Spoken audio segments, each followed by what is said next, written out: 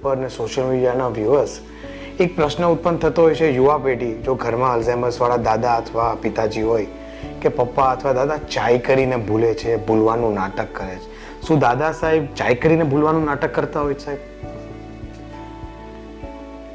એ તો આપણે સમજીએ જ છીએ કે ભાઈ કોઈ પણ વ્યક્તિ એવું તો સમાન રીતે ન જ કરે. અને મોટી ઉંમરે જે ભૂલવાનો પ્રશ્ન છે ને, આપણે ઘણી વખત હળવાશથી લઈ લેતા હોઈએ છીએ કે હોય હવે મોટી ઉંમરે તો એટલું ભૂલાઈ જતું હોય, થોડી ઉંમર થઈ એટલે વસ્તુ ક્યાં મુકાઈ ગયું ભૂલી જાય. પણ ઘણીવાર એ બધી વસ્તુ છે ને અલ્ઝાઇમર્સ ડિઝીઝનું સ્ટાર્ટિંગ પોઈન્ટ હોઈ શકે, જે આગળ જતા ધીમે ધીમે વધે. પછી મોટાભાગના પેશન્ટ અમારી પાસે વર્ષે, 2 વર્ષે, 3 વર્ષે આવે. આપણે પૂછીએ કે ભાઈ ક્યારથી ભૂલવાની તકલીફ છે, તો કે 2 વર્ષથી ભૂલી જાય છે, 3 વર્ષ. કારણ કે ત્યાં સુધી તો એમ જ માનતા હોય કે આ ઉંમરને લીધે ભૂલી જતા હોય છે. અને પછી એનું નિદાન થાય કે આ અલ્ઝાઇમર્સ ડિઝીઝ છે. ડિમેન્શિયાનો પ્રોબ્લેમ છે એ ખાસો વ્યાપક છે. ભૂલવાનો પ્રોબ્લેમ છે અત્યારે ખૂબ જ, ઇવન નાની ઉંમરે 50 વર્ષ પછી પણ ઘણા લોકોને ભૂલવાના એવા પ્રશ્નો અત્યારે લાઈફસ્ટાઈલને કારણે થવા માંડ્યા છે.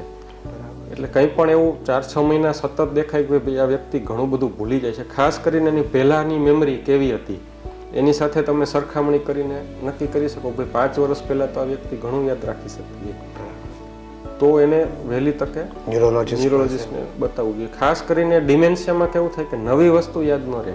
બરાબર છે. આપણે કોઈને સગાવાલાને વાત કરીએ તો એમ કે લે એમને તો સ્કૂલનું યાદ છે કે એની જોડે સ્કૂલમાં કોણ ભણતા હતા, પણ એ તો યાદશક્તિમાં એવી રીતે સ્ટોર થઈ ગયું હોય કે એ ભૂલાવાનું જ નથી. જે નવી વસ્તુ ગઈકાલે બની હોય, આજે સવારે બની હોય, એ વસ્તુ સામાન્ય રીતે દર્દીઓ ડિમેન્શિયાવાળા ભૂલી જતા હોય છે.